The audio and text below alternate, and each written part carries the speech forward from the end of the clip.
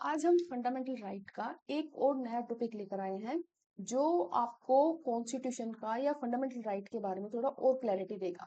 पहले ही एक टर्म है जो आपको दिख रही होगी, लिखी है ये ड्यू प्रोसेस ऑफ लॉ। क्या मतलब होता है ड्यू प्रोसेस ऑफ लॉ, इसकी हिस्ट्री क्या है, कहाँ से हमने क्या ली है। और दूसरा है प्रोसीजर एस्टेब्लिश बाय लॉ, है ना। ये फंडामेंटल राइट में कहाँ से आई है, वाई, क्यों इनको लिखा है, और आर्टिकल 21 में ही इसका क्या रोल है, ये सारी चीजें आज हम इसमें समझेंगे। देखो, ड्यू प्रोसेस ऑफ लॉ है ना, कि जो आपकी जो लॉ है, लॉ मीन्स कानून। अब कोई भी काम होता है एक डेमोक्रेटिक कंट्री में, जब एक डेमोक्रेटिक कंट्री होती है, वहां पर जो भी काम होता है वो किसके थ्रू होता है, कॉन्स्टिट्यूशन के। अब कॉन्स्टिट्यूशन किसी भी चीज के लिए क्या कहता है, ये डिपेंड करता है उसे रूल बुक में। तो वो जो हमारा कॉन्स्टिट्यूशन है उसी के अकॉर्डिंग जो भी जजमेंट वगैरह आते हैं या फिर जो भी रूल्स बनते हैं, लॉ बनते हैं, वो सारे उस कॉन्स्टिट्यूशन के अकॉर्डिंग आते हैं। तो हमारे कॉन्स्टिट्यूशन में ये दो टर्म लिखी है, ड्यू प्रोसेस ऑफ लॉ और प्रोसीजर एस्टेब्लिश बाय। इन दोनों का क्या मतलब है हम वही अब समझते हैं। देखो, पहले हम पढ़ते हैं due process of law and procedure establish by law. ये क्या बोल रहा है कि ये दो कॉन्सेप्ट है ना, जो ये बताते हैं कि कैसे एक स्टेट है वो रेस्ट्रिक्ट कर सकता है सिटीजन की लाइफ और पर्सनल लिबर्टी को अंडर आर्टिकल 21। आर्टिकल 21 क्या कहता है, राइट टू लाइफ, लोगों को जीने का अधिकार, है ना। अभी तो ये बहुत ब्रॉड हो गया है, इनिशियली इतना ब्रॉड नहीं था जितना कि ये आर्टिकल अभी इतना ब्रॉड हो गया है। तो ये बोल रहा है कि जो स्टेट के पास, जो स्टेट का मतलब यहाँ पर क्या है, गवर्नमेंट, स्टेट से यहाँ पर मतलब है गवर्नमेंट, कि गवर्नमेंट के पास क्या क्या चीजें होंगी जिसके थ्रू वो लोगों की लाइफ है उसको ऊपर रेस्ट्रिक्शन लगा सकता है। तो उसी में दो टर्म्स है वो जोड़ी है, एक प्रोसीजर एस्टेब्लिश बाय लॉ। ये क्या है, ये कॉन्सेप्ट हमने कहाँ से लिया, जापान से लिया, जापानीज कॉन्स्टिट्यूशन से लिया 1946 में जब हमारा संविधान बन रहा था। इसका मतलब क्या है, ये क्या लिखा हुआ है, अगर पार्लियामेंट कोई कानून इनेक्ट करती है, मतलब लागू करती है, that was pass by following the correct, मतलब क्या हुआ कि जो कानून, मतलब जो कॉन्स्टिट्यूशन में जो प्रोसेस लिखी हुई है, क्या उस प्रोसेस को अप्लाई किया है ना, उस तरीके से ही उसको इम्प्लीमेंट किया है। जो स्टेप बाय स्टेप, जैसे कि पहले बिल को इंट्रोड्यूस करना, कोई भी बिल है, देखो एक चीज और बता देती हूँ मैं आपको पहले। कोई भी, जैसे मान लेते हैं ये हमारी पार्लियामेंट है। अब पार्लियामेंट के ऑर्गन कितने हैं, तीन हैं, लोकसभा, राज्यसभा एंड प्रेसिडेंट। अब कोई भी कानून बनता है तो उसके लिए क्या होता है, पहले वो क्या होता है, क्या बोलते हैं उसको, वो बिल होता है। कोई भी एक्ट बनने से पहले एक बिल होता है ना। फिर बाद में वो प्रोसेस के थ्रू एक्ट बनता है। अब बिल क्या है, इनिशियल फेज ऑफ एनी, ये इनिशियल फेज है किसी भी कानून बनने की प्रोसेस का, है ना। तो ये जो इनिशियल फेज है इसमें क्या होता है, ये क्या है, या तो लोकसभा में या राज्यसभा में, दोनों में से किसी भी हाउस में इसको इंट्रोड्यूस किया जा सकता है, एक्सेप्ट मनी बिल, है ना। तो ये क्या है, इसको इंट्रोड्यूस किया जा सकता है। अगर लोकसभा में इंट्रोड्यूस कर दिया तो फिर राज्यसभा में जाएगा, राज्यसभा में भी पास हो गया दोनों में तो फिर वो प्रेसिडेंट के पास जाएगा। ये एक प्रोसेस होती है। अब जो प्रोसीजर एस्टेब्लिश बाय लॉ क्या बोल रहा है कि आपने, जैसे कि भाई लोकसभा में आपने कोई बिल इंट्रोड्यूस किया, फिर उसके बाद उसको आप राज्यसभा में लेकर गए, वहां पर भी वो पास हो गया, उसके बाद प्रेसिडेंट के पास लेकर गए, प्रेसिडेंट ने भी इसके ऊपर साइन कर दिया, तो वो क्या बन जाएगा, एक एक्ट बन जाएगा। तो ये जो प्रोसेस है, जिस प्रोसेस के थ्रू हमारा कोई कानून बनना था, अगर उसी प्रोसेस के थ्रू हो रहा है, तो जो हमारा सुप्रीम कोर्ट या जो जुडिशरी है वो इसको क्या बताएगी, जस्ट बताएगी कि सही है भाई, जिस प्रोसेस के थ्रू होना था वही सही है। अब इसमें ये नहीं देखा जाएगा कि भाई वो कानून बना है वो सही है या नहीं, लोगों के जो पीपल हैं या जो कॉमन पीपल है उनको फेवर करेगा या उनको नुकसान पहुंचाएगा, ये सारी चीजें वो चेक नहीं करेगा। वो सिर्फ ये देखेगा कि उसमें प्रोसेस जो है उसको एस्टेब्लिश किया है या नहीं किया है। तो यही चीज इसमें ये बोलना चाह रहा है। फिर क्या बोल रहा है, कोर्ट की पावर इसमें क्या है, कोर्ट इसमें लिमिटेड पावर है, जो है हमारी जुडिशरी है उसके पास, ये सिर्फ इसको चेक कर सकता है कि जो पार्लियामेंट है उसकी ने जो इसको बनाने की जो प्रोसेस है उसको सही तरीके से तो उसको क्या बोलते हैं, सही तरीके से उसको इम्प्लीमेंट किया है या नहीं किया है ना। जो प्रोसीजर हमारे कॉन्स्टिट्यूशन में लिखे है उस प्रोसीजर को फॉलो किया है या नहीं किया है, सिर्फ इतना ही चेक करता है। कोर्ट के पास ये पावर नहीं है कि वो इसको क्वेश्चन कर सके कि आपने ये जो कानून बनाया है वो फेयर है, मोरल है या जस्ट है। मतलब क्या हुआ कि वो लोगों के हित में कितना है ना, वो क्या बेनिफिट पहुंचाएगा, क्या लॉस करेगा, ये सारे जो क्वेश्चंस है वो कोर्ट है वो गवर्नमेंट से नहीं कर सकता है, किसके under, procedure establish by law के अंदर। तो ये क्या है कि ये कई बार क्या होता है सिटीजन के अगेंस्ट भी जा सकता है, क्योंकि गवर्नमेंट ने कुछ ऐसा रूल बना दिया कि भाई लोगों के फेवर में नहीं है, तो कोर्ट उसमें लोगों के फेवर में कोई भी वर्डिक्ट है वो नहीं दे सकता है ना। तो ये कई बार क्या है, उसको नुकसान भी पहुंचा सकता है। इसी तरीके से अब हम दूसरा समझेंगे, जो दूसरा है हमारा, वो है क्या आपका, due process of law. Due process of law है क्या है, ये हमने कहाँ से लिया, यूएसए के कॉन्स्टिट्यूशन से। शुरुआत में इसके ऊपर जब हमारी कॉन्स्टिट्यूएंट असेंबली थी, जहां पर हमारे कॉन्स्टिट्यूशन को बनाने वाले जो मेंबर्स बैठे थे, उनके अंदर बहुत बहस चल रही थी, भाई इस चीज को किसको क्या अप्लाई किया जाए क्या नहीं किया जाए, तो उसकी हिस्ट्री भी हम समझेंगे एक बार। लेकिन पहले इसको देख लेते हैं, ड्यू प्रोसेस ऑफ लॉ क्या बोलता है। कि जो है कि जो आपने कानून बनाया है, ठीक है, आपने प्रोसीजर एस्टेब्लिश कर लिया है ना, प्रोसीजर के थ्रू आपने चले गए, पहले लोकसभा में आया, फिर राज्यसभा में आया, फिर प्रेसिडेंट ने साइन भी कर दी। लेकिन जो आपने काम किया है, जो आपने ये कानून बनाया है, क्या कानून सही है, जस्ट है, या फिर गलत है ना। ये जो चेक करता है वो किसके अंडर आता है, ड्यू प्रोसेस ऑफ लॉ के।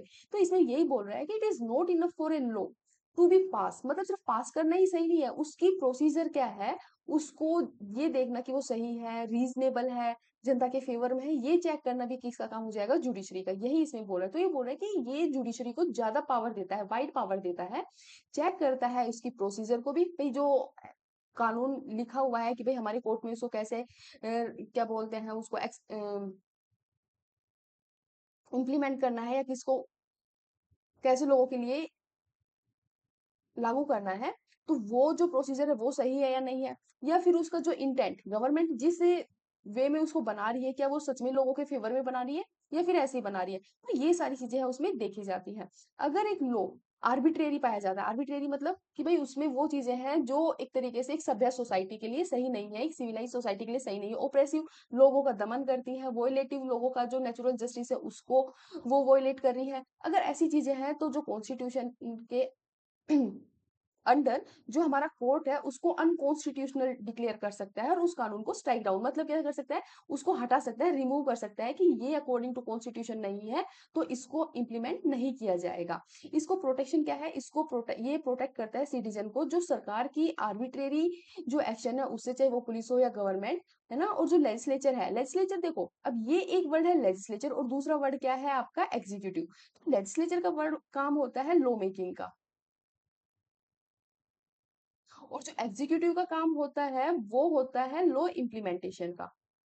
तो ये दोनों अपनी अलग-अलग जगह पर काम कर रहे हैं, तो जुडिशरी है वो इन दोनों चीज़ों को ही देखती है। कानून सही बना दिया, लेकिन इम्प्लीमेंटेशन में प्रॉब्लम है, तो वो जब दोनों चीज़ें देख रही हैं, तो उसी को क्या देख रहा है ये, कि ये जो चीज़ें हैं वो जस्ट है या नहीं है, ये सारी चीज़ें इसमें देखी जाती हैं।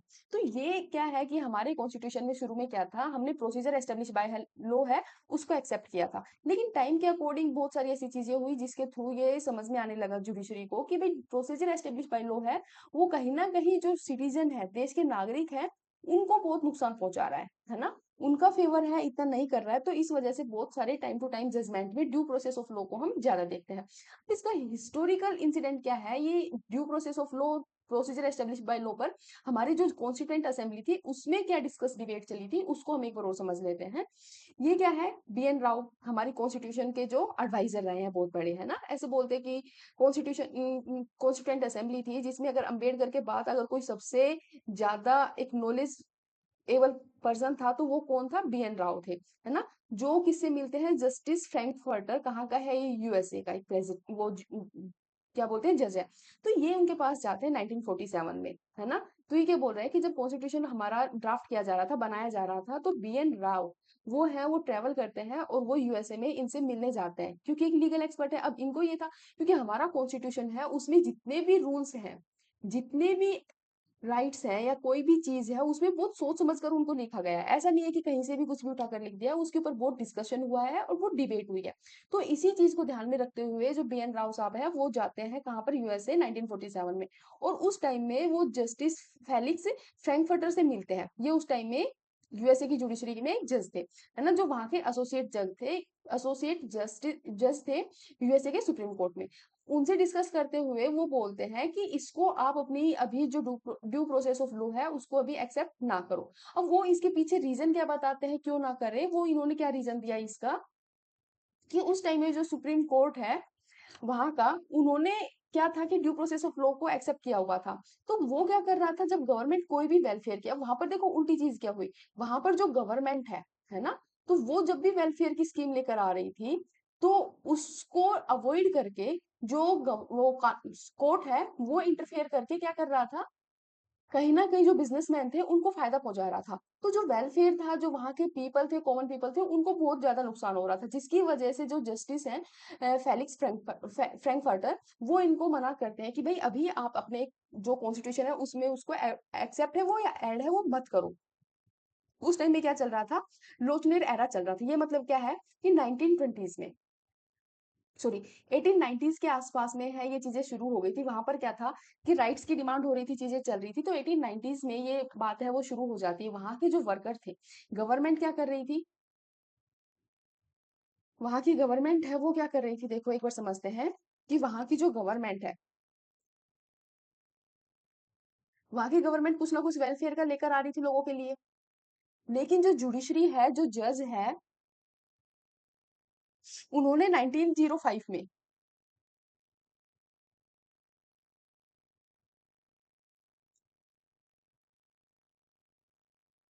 जो वहां की जुडिशरी है,